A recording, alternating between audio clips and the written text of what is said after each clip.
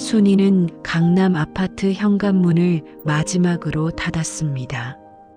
40평짜리 이 집에서 30년을 살았죠. 남편과 함께 장만했고 남편이 세상을 떠난 후에도 혼자 지켜온 공간이었습니다. 어머니, 정말 괜찮으세요? 아들 재혁이 조심스럽게 물었습니다. 순이는 고개를 끄덕였어요. 괜찮아. 너희가 행복하면 엄마는 어디서든 좋단다. 부동산 중개사무소에서 계약서에 도장을 찍었습니다. 15억이라는 거액이 통장에 들어왔죠.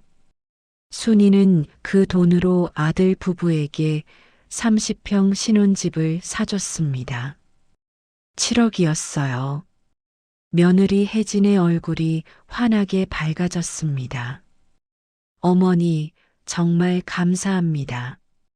혜진은 순이의 손을 꼭 잡았습니다. 눈물까지 글썽였죠. 순이는 며느리가 기특했어요. 이렇게 고마워하는 걸 보니 자식 같았습니다.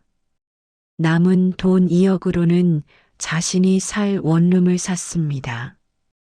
동네는 좀 외곽이었지만 조용했어요. 순이는 작은 집이 마음에 들었습니다. 손자 지훈이가 놀러 올 방도 하나 있었으니까요. 이사를 마친 날 아들 가족이 저녁을 먹으러 왔습니다. 순이는 정성껏 음식을 차렸어요. 혜진이 말했습니다. 어머니, 저희가 자주 모실게요. 걱정 마세요. 재혁도 거들었습니다. 엄마, 주말마다 우리 집에 오세요. 지훈이도 할머니 보고 싶어 할 거예요. 순이는 행복했습니다. 자신의 선택이 옳았다고 생각했죠. 아들과 며느리, 손자가 넓은 집에서 행복하게 사는 모습을 상상하니 가슴이 따뜻해졌어요. 하지만 순이는 몰랐습니다. 혜진이 집에 돌아가는 차 안에서 재혁에게 한 말을요. 여보, 시어머니 원룸은 전세인 거 맞죠? 나중에 그것도 정리하면 우리 목돈 생기는 거 아니에요? 재혁은 대답하지 않았습니다. 불편한 침묵만이 차 안을 채웠죠. 혜진은 스마트폰으로 인테리어 사진을 검색하기 시작했습니다. 벌써 새 집을 꾸밀 생각에 빠진 거였어요. 처음 3년은 정말 좋았습니다. 혜진은 주말마다 순이를 집으로 초대했어요. 순이는 손자 지훈이와 놀아주며 행복한 시간을 보냈죠. 할머니, 또 와. 지훈이가 현관문을 열자마자 달려왔습니다. 순이는 손자를 안아 올리며 웃었어요. 어느 날 혜진이 부탁했습니다. 어머니, 제가 복직하려고요. 지훈이 유치원 데려다 주실 수 있으세요? 물론이지. 그까짓 거야. 순이는 기꺼이 승낙했습니다. 손자를 돌볼 수 있다는 게 기뻤거든요. 매일 아침 7시에 일어나 지훈이를 데리러 갔습니다. 무릎이 아파도 참았어요. 하지만 점점 힘들어졌습니다. 계단을 오르내릴 때마다 숨이 찼죠. 손자를 안고 유치원까지 걸어가는 게 버거웠어요. 어느 날은 길에서 주저앉을 뻔했습니다. 혜진의 태도도 조금씩 변했습니다. 순이가 지훈이를 데리고 늦게 도착하면 짜증을 냈어요. 어머니, 약속 시간은 지키셔야죠. 미안해. 버스가 안 와서 택시 타시면 되잖아요. 순이는 아무 말도 하지 못했습니다. 택시비가 아까워서가 아니었어요. 며느리의 차가운 눈빛이 무서웠던 겁니다. 주말 초대도 점점 줄어들었습니다. 한 달에 한 번, 두 달에 한 번으로요. 순이가 먼저 전화하면 혜진은 이렇게 말했습니다. 어머니, 요즘 애가 학원도 다니고 바빠서요. 다음에 뵐게요. 순이는 혼자 원룸에 앉아 있는 시간이 많아졌습니다. 무릎은 더 아파졌고 혈압약도 자주 잊어먹었죠. 냉장고에는 혼자 먹기 민망한 반찬들만 가득했어요. 그래도 순이는 불평하지 않았습니다. 아들 가족이 행복하면 그걸로 됐으니까요. 그날은 비가 내렸습니다. 순이는 우산을 쓰고 지훈이를 데리러 갔어요. 유치원 앞 계단이 미끄러웠죠. 할머니, 조심해. 지훈이의 외침이 들렸습니다. 하지만 이미 늦었어요. 순이의 발이 헛디뎌졌습니다. 그대로 계단 아래로 굴러떨어졌죠. 으윽. 허리에 날카로운 통증이 왔습니다. 일어날 수가 없었어요. 지훈이가 울면서 선생님을 불렀습니다. 유치원 선생님이 119에 전화했죠. 응급실에서 의사가 말했습니다. 척추 압박골절입니다. 최소 3개월은 입원 치료가 필요해요. 재혁이 회사에서 달려왔습니다. 혜진도 함께 왔어요. 재혁의 얼굴은 창백했습니다. 엄마, 괜찮으세요? 미안하다. 지훈이 놀랐을 텐데. 순이는 손자 걱정부터 했습니다. 혜진은 옆에서 휴대폰만 들여다봤어요. 표정이 편치 않았죠. 이번 첫날 밤 순이는 화장실에 가려다 넘어질 뻔했습니다. 간호사를 불러야 했어요. 너무 불편했습니다. 혼자서는 아무것도 할 수 없었죠. 사흘째 되던 날 재혁이 찾아왔습니다. 혼자였어요. 며느리는 오지 않았습니다. 엄마, 우리가 요양병원을 알아봤어요. 순이는 눈을 깜빡였습니다. 요양병원? 네. 거기서 제대로 치료받으셔야 해요.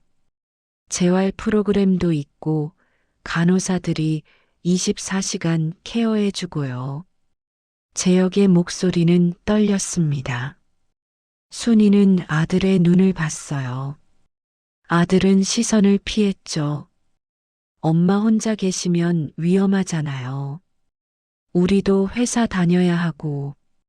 순이는 천천히 고개를 끄덕였습니다. 아들 말이 맞았어요. 혼자서는 아무것도 못하니까요. 알았다. 내가 알아서 해라. 엄마 미안해요. 재혁이 순이의 손을 잡았습니다. 순이는 아들의 손이 차갑다는 걸 느꼈어요. 그날 밤 재혁은 집에 돌아가며 혜진에게 문자를 보냈습니다. 엄마가 요양병원 가시기로 하셨어. 혜진의 답장은 빨랐습니다. 다행이다. 우리가 모시기엔 너무 힘들었잖아. 재혁은 휴대폰을 침대 옆에 놓았습니다. 잠이 오지 않았어요. 천장을 바라보며 생각했죠. 자신이 뭔가 잘못하고 있다는 느낌이 들었습니다. 하지만 그는 그 생각을 떨쳐냈어요. 혜진 말대로 현실적인 선택이라고 스스로를 설득했죠. 순이는 병실 창문 밖을 바라봤습니다. 비는 그쳤지만 하늘은 여전히 흐렸어요. 갑자기 외로움이 밀려왔습니다. 이게 맞는 걸까? 일주일 후 순이는 요양병원으로 옮겨졌습니다. 경기도 외곽의 조용한 곳이었어요. 아들이 데려다 줬죠. 엄마, 여기 시설 좋아요. 걱정 마세요. 재혁은 서둘러 돌아갔습니다. 회사에 급한 일이 있다고 했어요. 순이는 낯선 병실에 혼자 남겨졌죠. 방은 4인실이었습니다. 옆 침대에는 80대로 보이는 할머니가 누워 있었어요. 창문 쪽에는 중풍으로 움직이지 못하는 할아버지가 계셨죠. 간호사가 들어와 말했습니다. 식사 시간은 12시예요. 재활치료는 오후 2시에 시작하고요. 순이는 고개를 끄덕였습니다. 간호사가 나가자 할머니가 말을 걸었어요. 새로 오셨어요? 여긴 사람들이 자주 바뀌어요. 네. 허리를 다쳐서요. 나도 비슷해요. 넘어져서 왔죠. 자식들이 바빠서 못 본다더라고요. 할머니의 목소리에는 체념이 묻어 있었습니다. 재혁은 일주일에 한 번 왔습니다.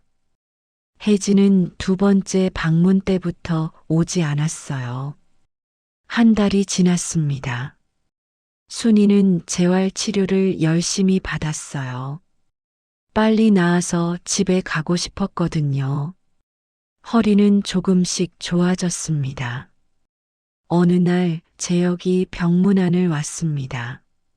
점심을 먹고 가겠다며 간단히 도시락을 사왔어요. 순이는 고마웠습니다. 지훈이는 잘 지내니? 네, 엄마. 잘 지내요. 재혁이 대답하며 휴대폰을 꺼냈습니다. 사진을 보여주려는 듯 했어요. 그때 카톡 알림이 떴습니다. 화면에 혜진의 메시지가 보였죠. 순이는 보려던 게 아니었습니다. 그냥 우연히 눈에 들어왔어요. 언니, 시어머니 요양병원 보내는 거 성공했어요. 재혁이 황급히 휴대폰을 뒤집었습니다. 하지만 순이는 이미 봤어요. 그녀의 얼굴이 굳어졌죠. 엄마, 그게 괜찮다. 화장실 좀 다녀올게. 순이는 일어났습니다.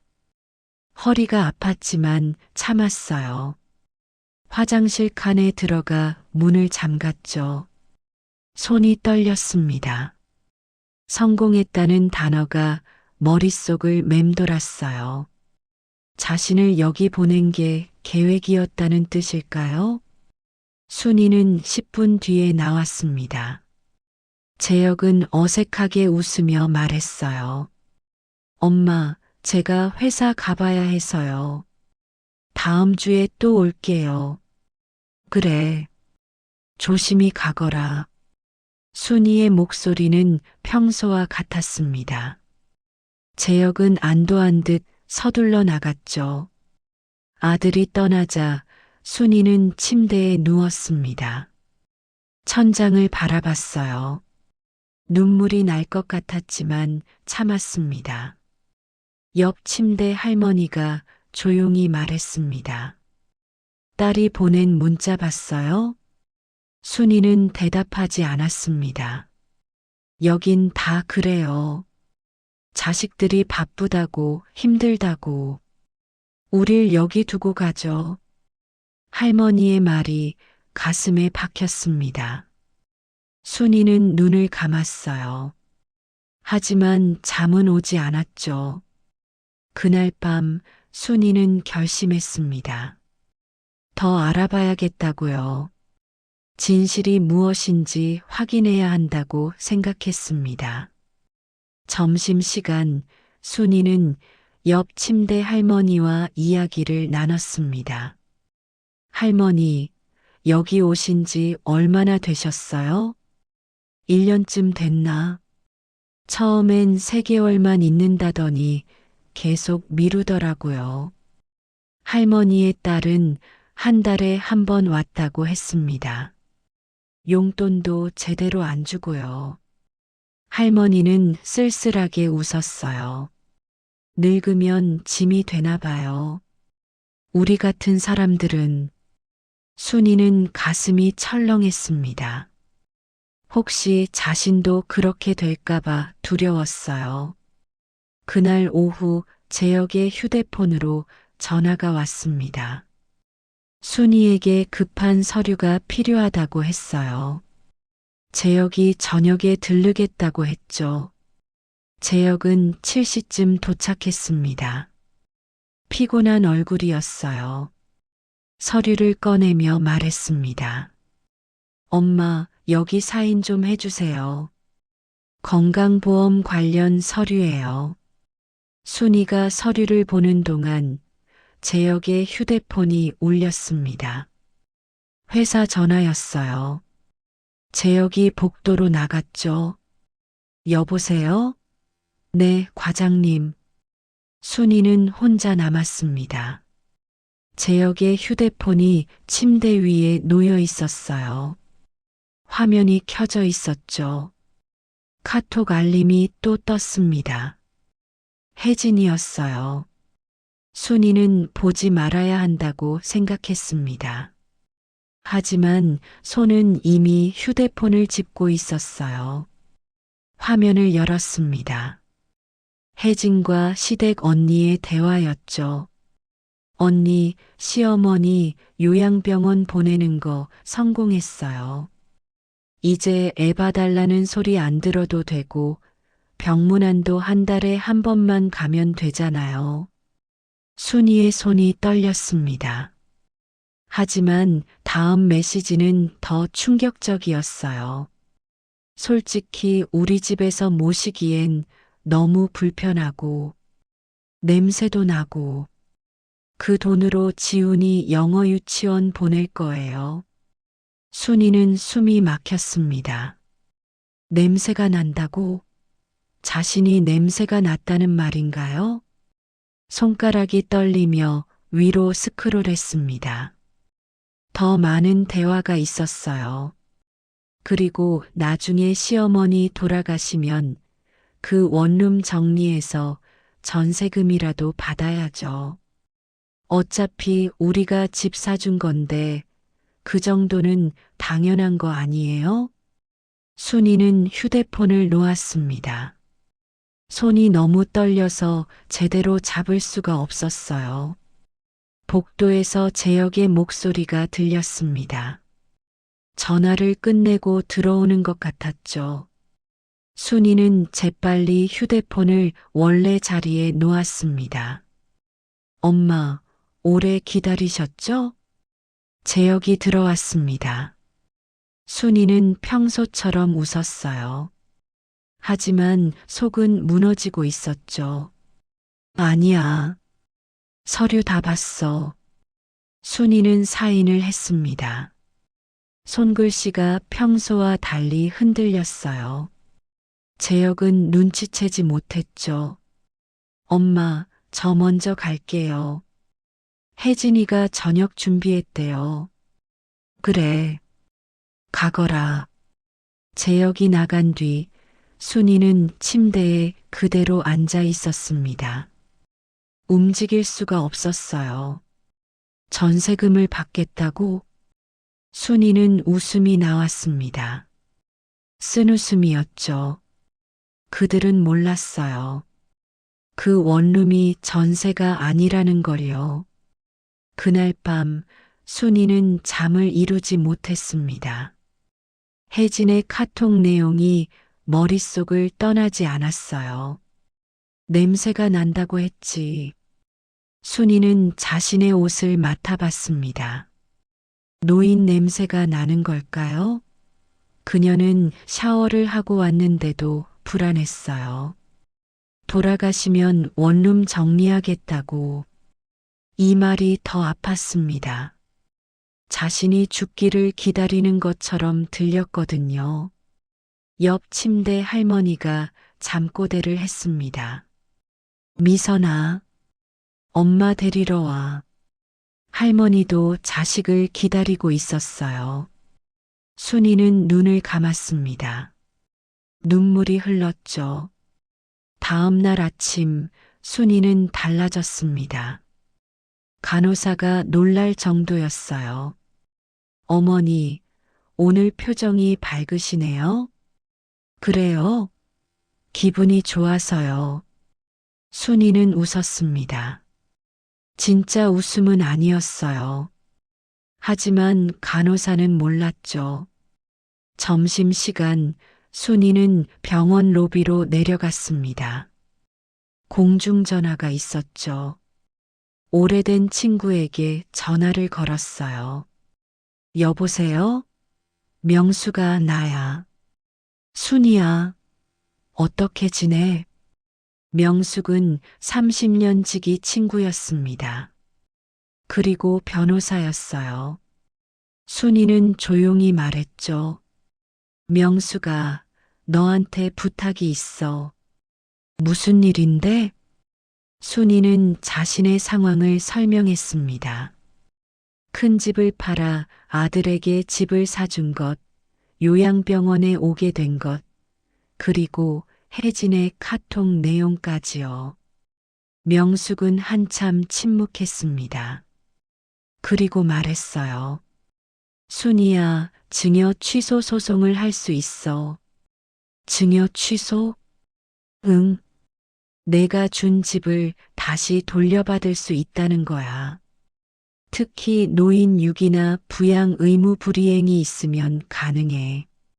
순이는 숨을 깊이 들이마셨습니다. 명수가 그럼 어떻게 해야 해? 일단 증거가 필요해. 내가 본 카톡을 사진으로 찍을 수 있어? 다음에 재혁이가 오면 해볼게. 그리고 요양병원에 온 경위도 정리해둬. 누가 결정했는지, 내 의사는 어땠는지. 순이는 메모지에 받아 적었습니다. 손이 떨렸지만 또박또박 썼어요. 명수가 고마워. 천만에. 순이야, 너무 참지 마. 내가 평생 모은 거잖아. 전화를 끊고 순이는 병실로 돌아왔습니다. 마음이 조금 가벼워졌어요. 할 수 있는 일이 생겼으니까요. 그날 오후 순이는 간호사에게 부탁했습니다. 혹시 복사기 쓸 수 있을까요? 무슨 서류 복사하시게요? 건강보험 관련 서류요. 나중에 필요할 것 같아서요. 간호사는 흔쾌히 허락했습니다. 순이는 재혁이 가져온 서류들을 복사했어요. 언제 필요할지 몰랐거든요. 저녁 식사 시간, 옆 침대 할머니가 말했습니다. 순이 씨, 오늘 뭔가 다르세요. 그래요? 눈빛이 달라졌어요. 뭔가 결심하신 것 같아요. 순이는 웃었습니다. 이번엔 진짜 웃음이었어요. 할머니, 저 이제 참지 않으려고요. 잘하셨어요. 우린 너무 많이 참고 살았어요. 할머니도 함께 웃었습니다. 두 노인의 웃음소리가 병실에 울려 퍼졌죠. 일주일 후 재혁이 다시 찾아왔습니다. 이번엔 지훈이를 데려왔어요. 순이는 반가웠죠. 할머니, 지훈이가 달려와 안겼습니다. 순이는 손자를 꼭 껴안았어요. 아직 순수한 아이였죠. 지훈아, 많이 컸네. 밥은 잘 먹고? 응. 엄마가 맛있는 거 많이 해줘. 재혁이 옆에서 웃었습니다. 순이는 아들을 바라봤어요. 재혁의 얼굴엔 피로가 가득했죠. 재혁아, 회사는 괜찮니? 네, 엄마.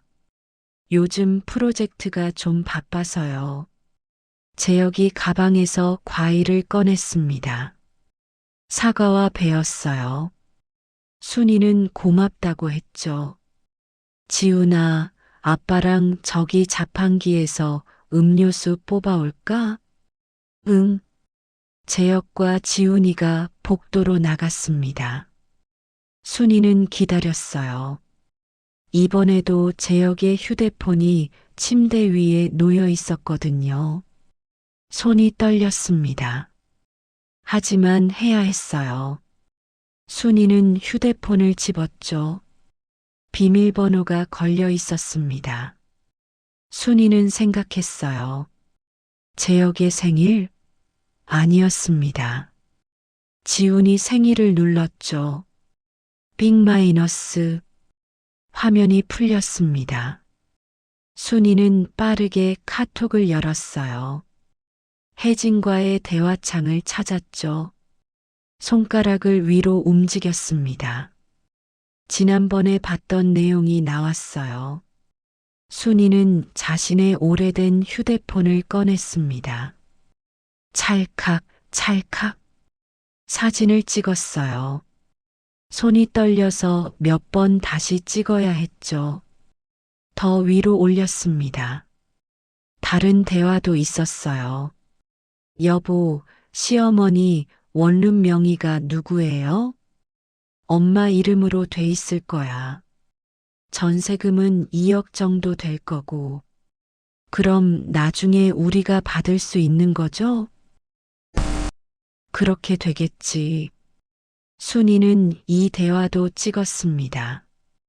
가슴이 아팠어요. 아들도 알고 있었던 거죠. 복도에서 지훈이의 목소리가 들렸습니다. 아빠, 이거. 순이는 재빨리 휴대폰을 제자리에 놓았습니다. 심장이 빠르게 뛰었어요. 재혁과 지훈이가 들어왔습니다. 지훈이가 주스를 건넸죠. 할머니, 포도 주스. 고마워, 우리 지훈이.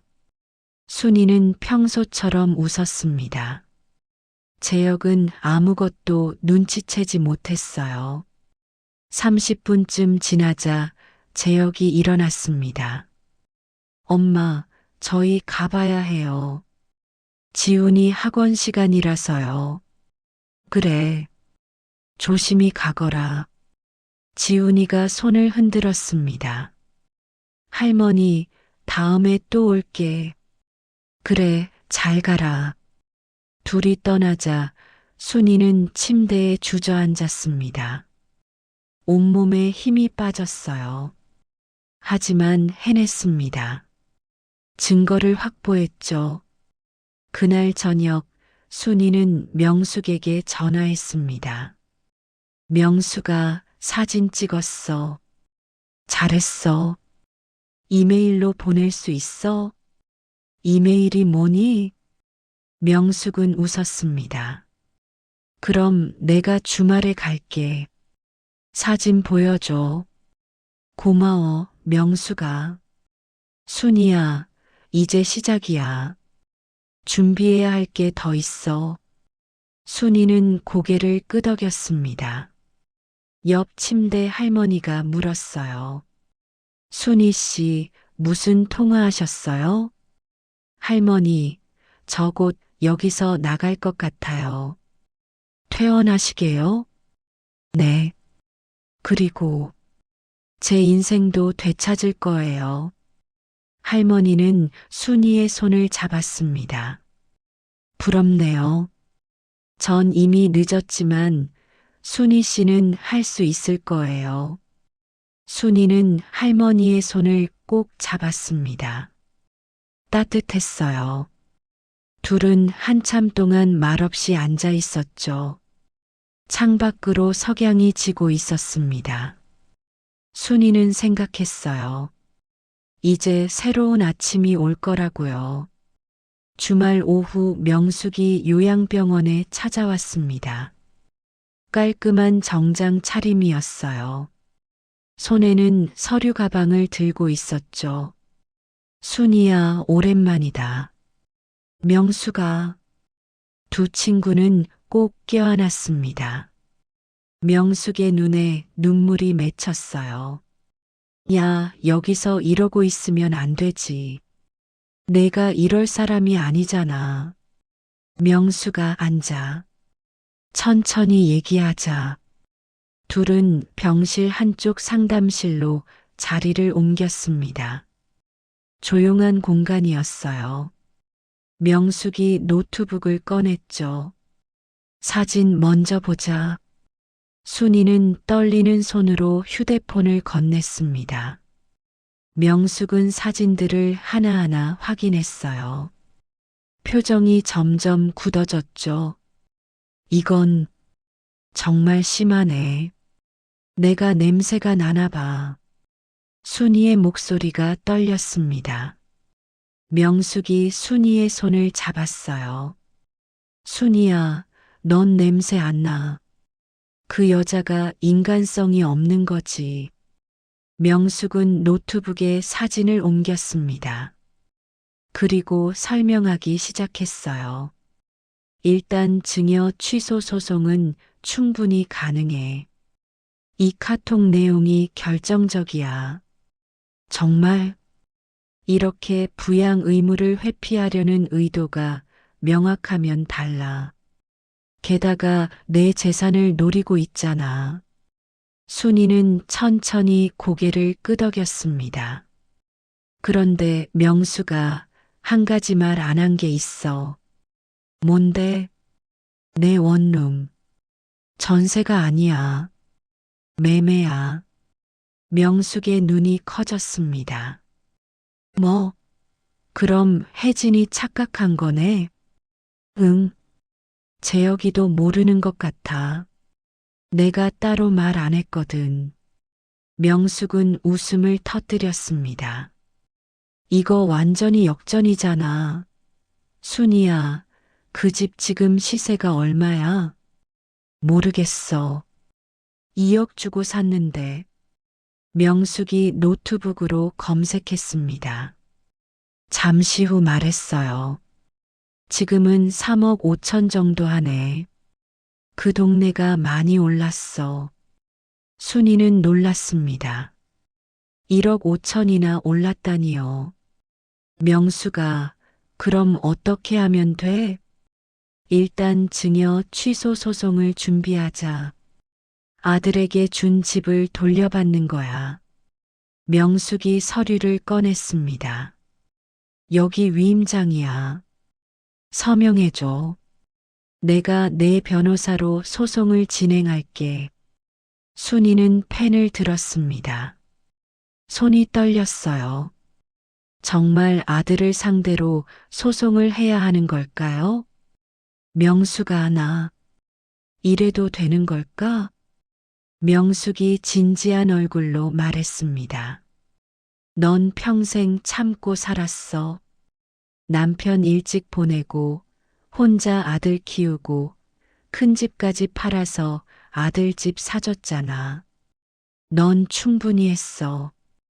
이건 내가 살기 위한 거야. 내 노후를 지키는 거라고.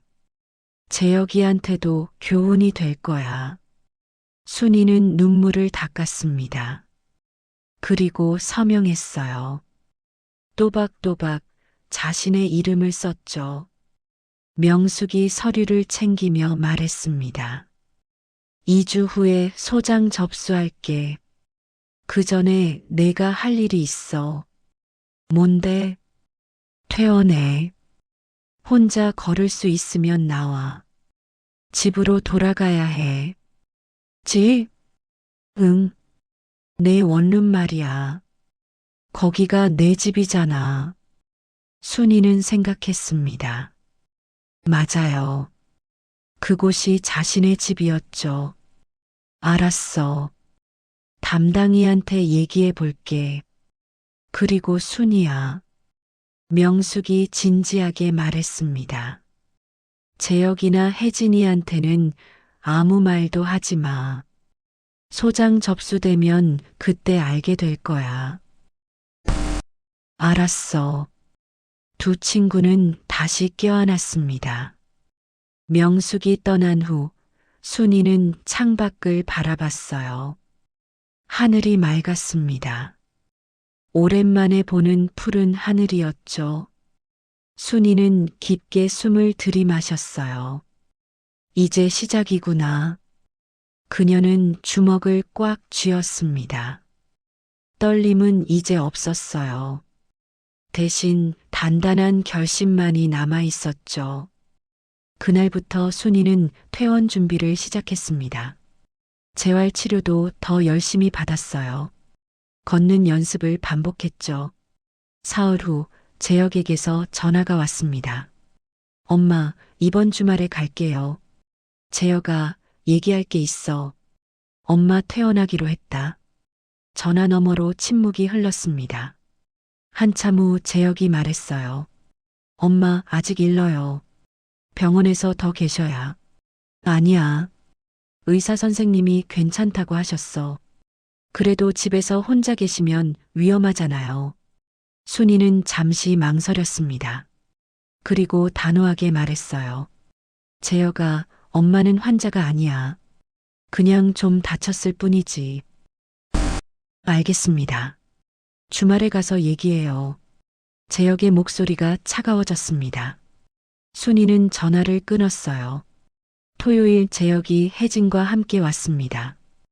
혜진은 오랜만이었어요. 얼굴에는 짜증이 역력했죠. 어머니, 퇴원은 무슨 퇴원이세요?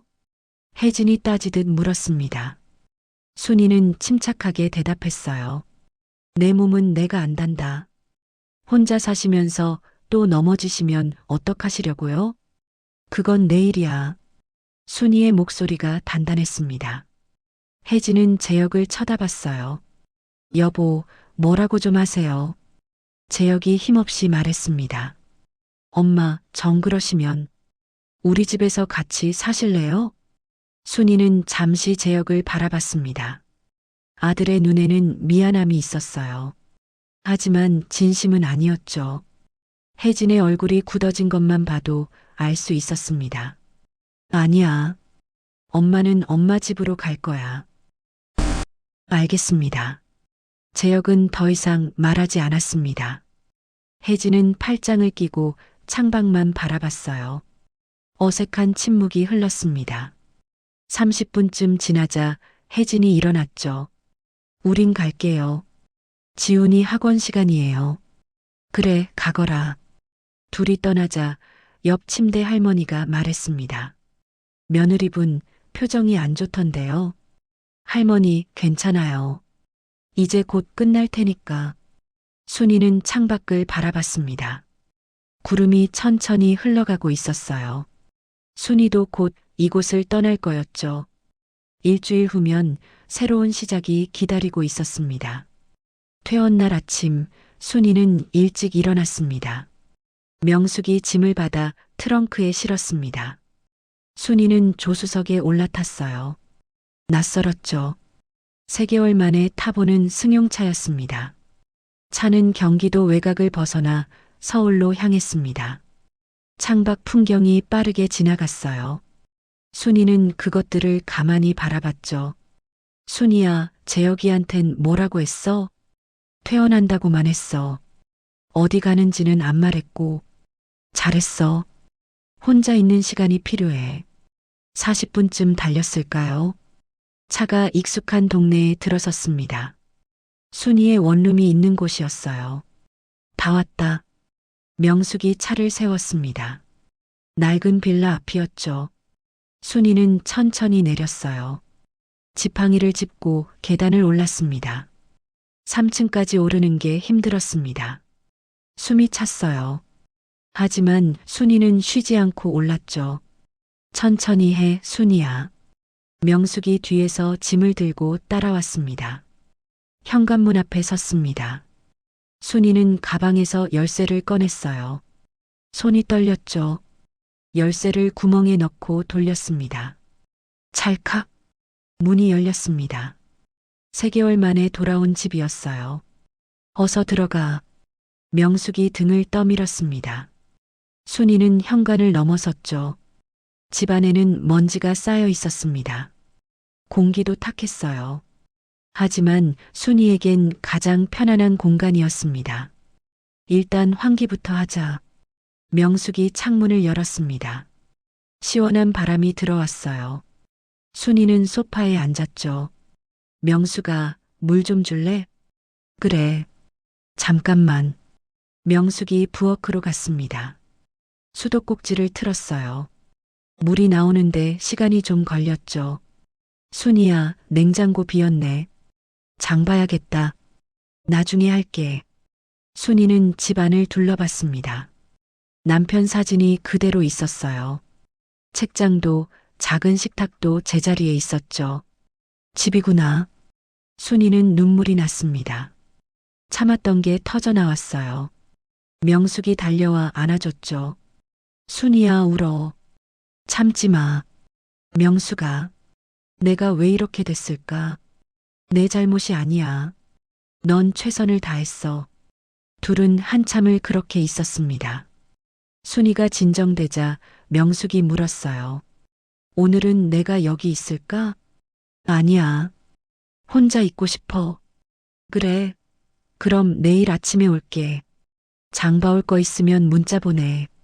고마워, 명숙아. 명숙이 떠난 후 순이는 혼자 남았습니다. 집은 조용했어요. 요양병원처럼 다른 환자들 소리도 간호사들 발소리도 들리지 않았죠. 순이는 천천히 일어나 집안을 걸어 다녔습니다. 부엌, 화장실, 작은 방까지요. 모든 게 그대로였어요. 책상 서랍을 열었습니다. 서류들이 가지런히 정리되어 있었죠. 순이는 그중 하나를 꺼냈어요.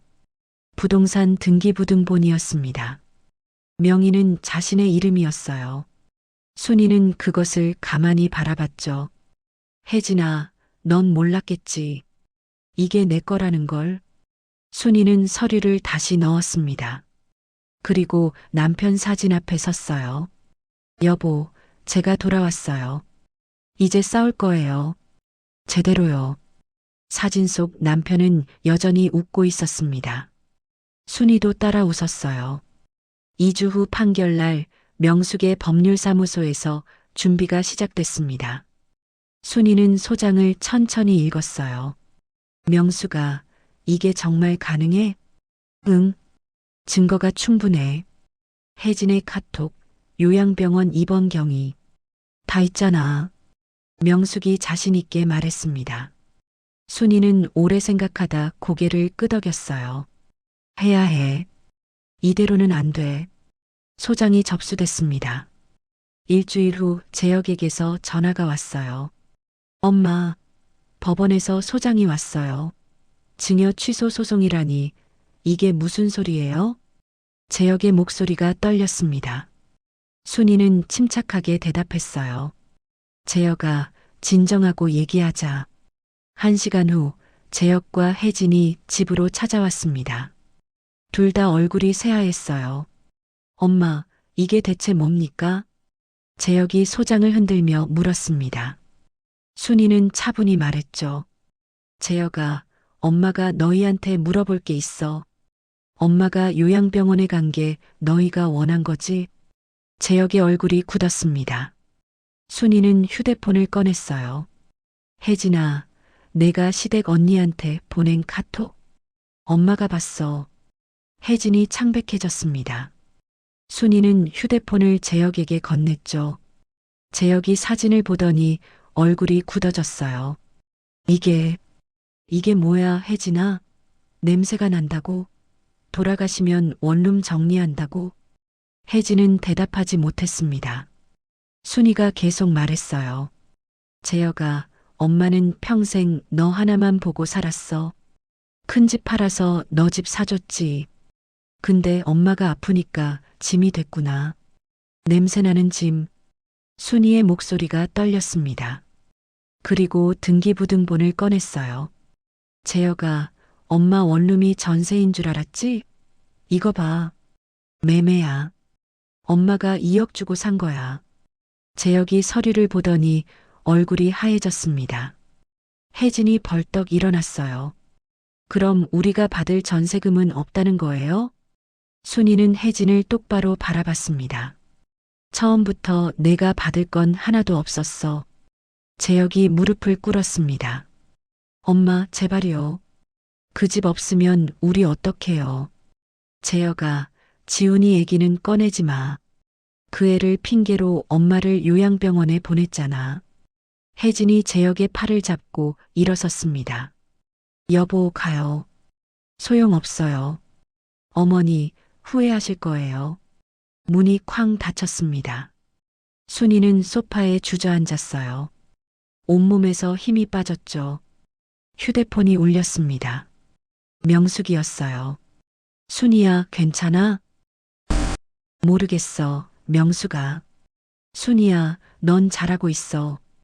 흔들리지 마. 전화를 끊고 순이는 창밖을 바라봤습니다.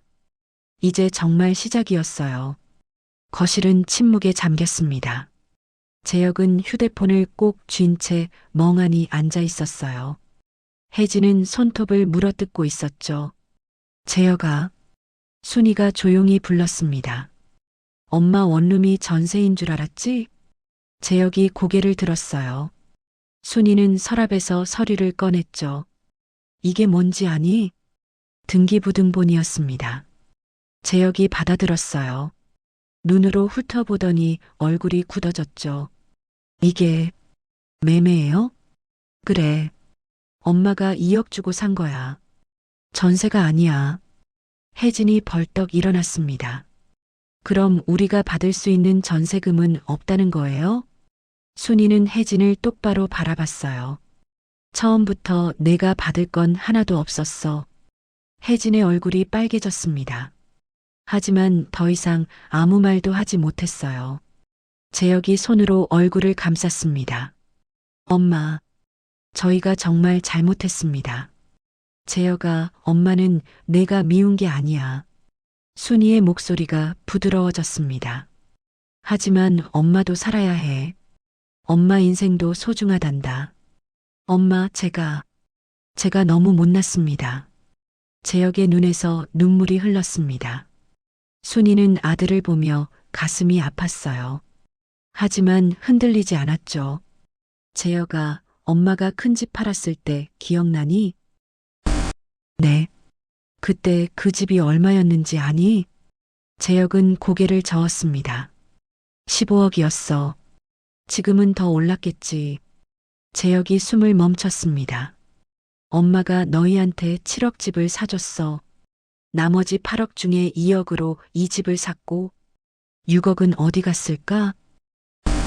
모르겠습니다. 병원비, 생활비로 다 썼어. 그리고 너희 집 인테리어비로도 2천만 원 줬지. 순이는 차분하게 설명했습니다. 엄마는 이제 노후 자금이 거의 없어. 이 집 3억 5천이 전부야. 혜진이 놀라 물었어요. 3억 5천이요? 2억 주고 사셨다며요? 집값이 올랐으니까. 혜진의 눈빛이 변했습니다. 계산을 하고 있었어요. 순이는 그 모습을 보며 한숨을 쉬었죠. 혜진아, 지금도 돈 생각하니? 혜진이 화들짝 놀랐습니다.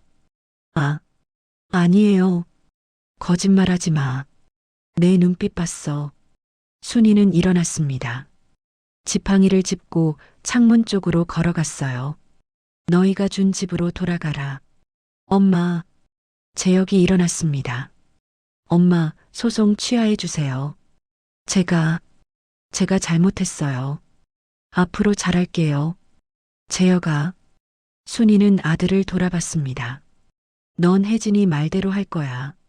지금도 그랬고 앞으로도 그럴 거지. 아니에요, 엄마. 정말.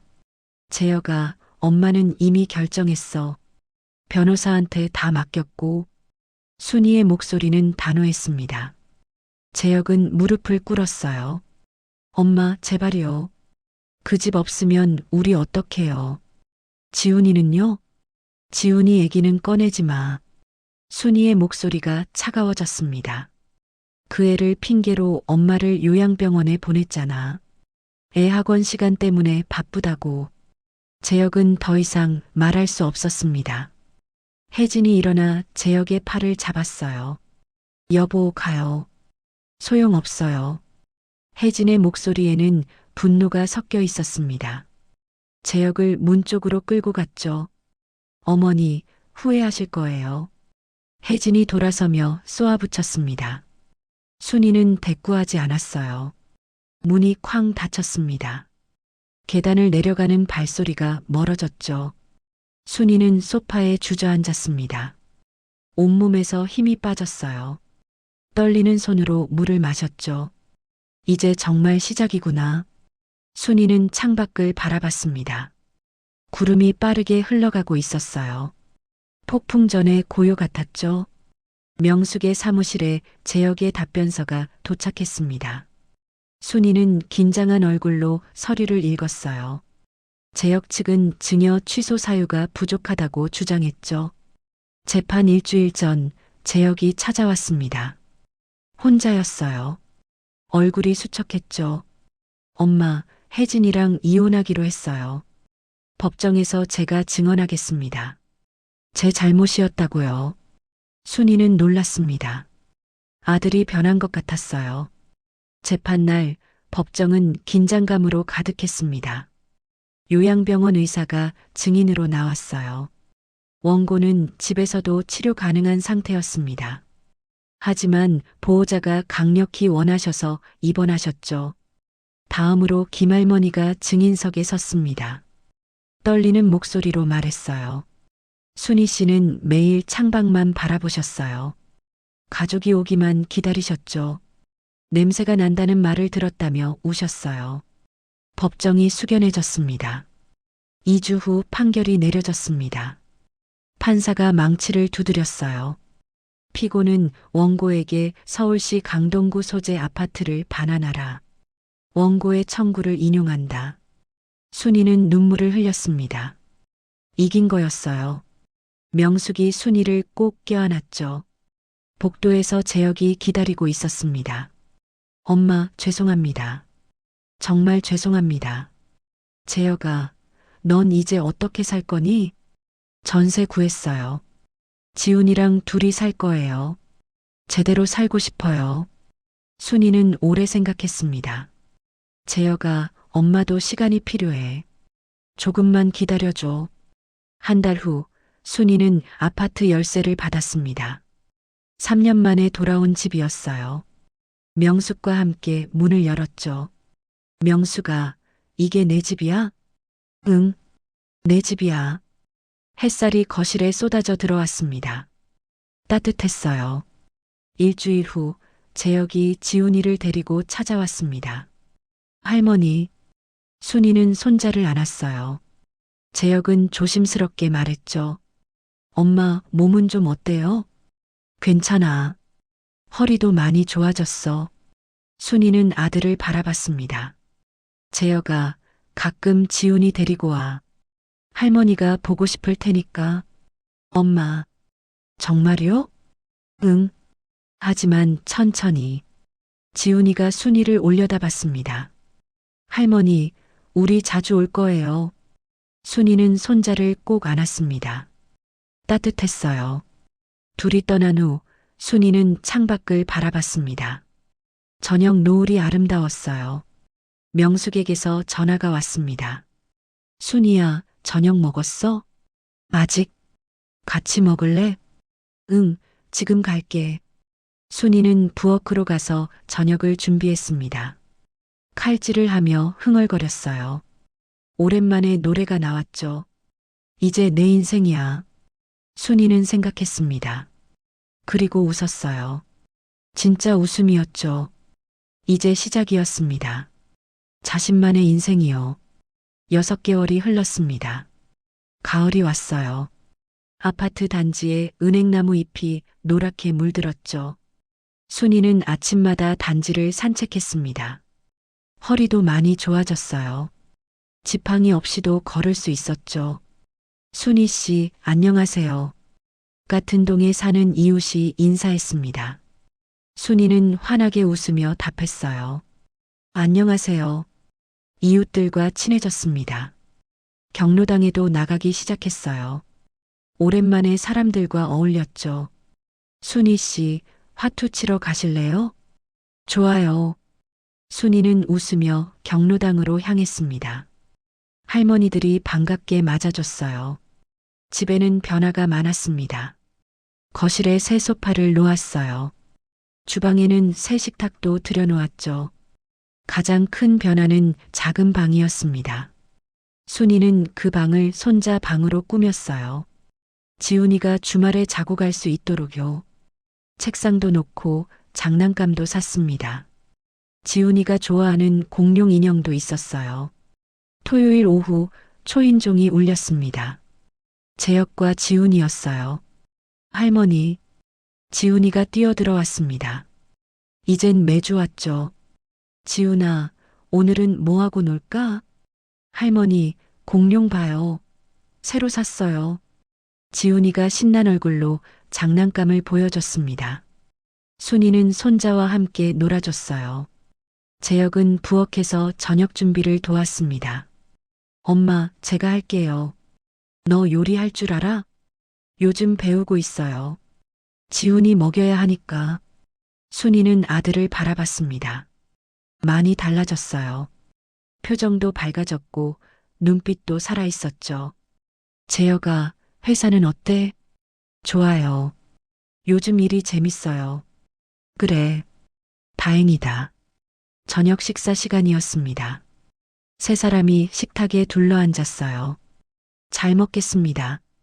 지훈이가 큰 소리로 말했습니다. 순이는 손자에게 반찬을 덜어줬어요. 지훈아, 많이 먹어. 네. 할머니 집밥이 제일 맛있어요. 재혁이 말했습니다. 엄마, 오늘 뭔가 말씀드릴 게 있어요. 뭔데? 제가 여자친구가 생겼어요. 순이는 수저를 멈췄습니다. 재혁을 바라봤어요. 그래, 어떤 사람인데? 회사 동료예요. 좋은 사람이에요. 지훈이도 좋아하고요. 재혁이 조심스럽게 말했습니다. 나중에 괜찮으시면 소개시켜드리고 싶어요. 순이는 잠시 생각했습니다. 그리고 말했어요. 그래, 좋은 사람이면 엄마도 만나보고 싶구나. 정말요? 응. 근데 재혁아. 네, 엄마. 이번엔 똑바로 살아라. 알았지? 재혁이 고개를 숙였습니다. 네, 엄마. 이번엔 다를 거예요. 약속해. 약속할게요. 식사를 마치고 설거지를 했습니다. 재혁이 했어요. 순이는 지훈이와 거실에서 놀았죠. 할머니, 저 여기서 자고 갈래요. 그래. 아빠는 뭐래? 재혁이 부엌에서 대답했습니다. 좋다고 했어요, 엄마. 제가 내일 아침에 데리러 올게요. 알았다. 지훈아, 그럼 할머니랑 자자. 와, 좋아요. 지훈이가 방방 뛰었습니다. 재혁이 떠났습니다. 순이는 지훈이를 씻기고 잠옷을 입혔어요. 할머니, 책 읽어주세요. 그래. 어떤 책? 공룡 책요. 순이는 지훈이 옆에 누워 책을 읽어줬습니다. 지훈이는 할머니 품에 안겨 잠들었어요.